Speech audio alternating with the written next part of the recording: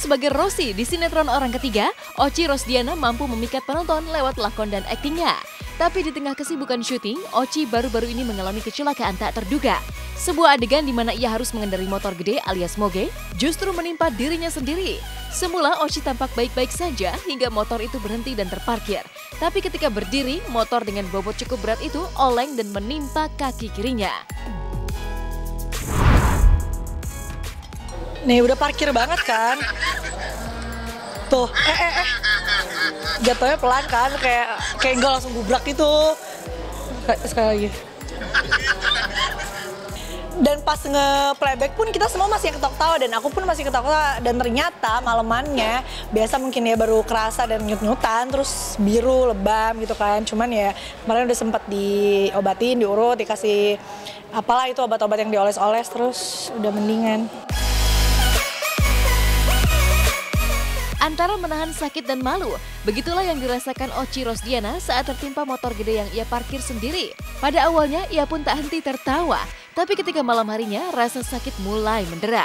Oci yang dalam keseharian sangat periang mengaku menangis saat dirinya diurut.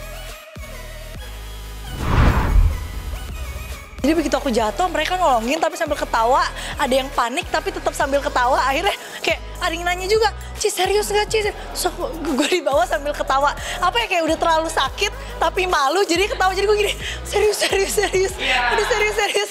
Lu jatuhnya ketawa-ketawa, diurutin nangis. Gak malu sama tukang urut gitu. Gitu. Ini pas malam pertama habis kenanya, ini pas pulang ke rumah masih merah segini. Terus gimana nggak kejer pas diurut? Menaiki motor gede memang bukan hal asing lagi bagi Oci Rosdiana. Di sinetron sebelumnya, ia telah akrab dengan kendaraan bermotor satu ini. Tapi mengapa ketika dalam adegan yang sejatinya sederhana, Oci bisa tertimpa motor yang ia parkir sendiri? Lagi take, terus ceritanya tuh aku naik motor dan gak sengaja mau nabrak salah satu pemain, Ivan, Kak Doni Michael.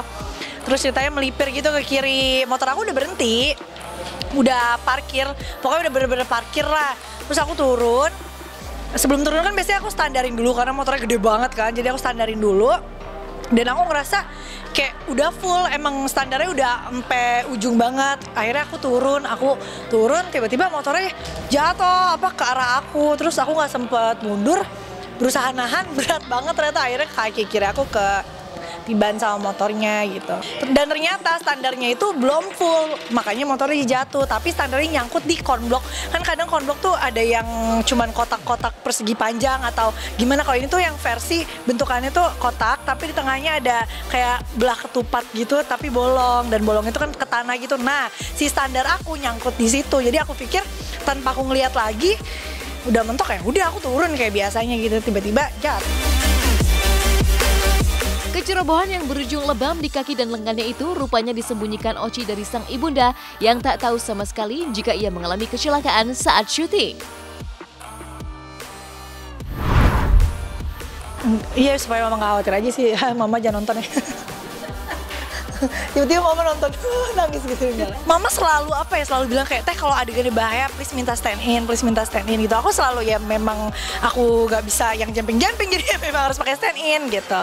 Dan kemarin kan memang adegannya nggak seharusnya jatuh, cuman kadang akunya aja yang agak-agak jatuh deh.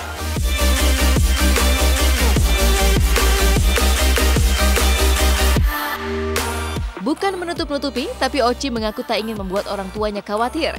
Apalagi ketika ia merasa baik-baik saja, bahkan Oci langsung menjalani syuting setelah tertimpa motor, meski mengalami nyeri di sejumlah bagian tubuhnya. Enggak, abis jatuh langsung take lagi karena adegannya belum kelar.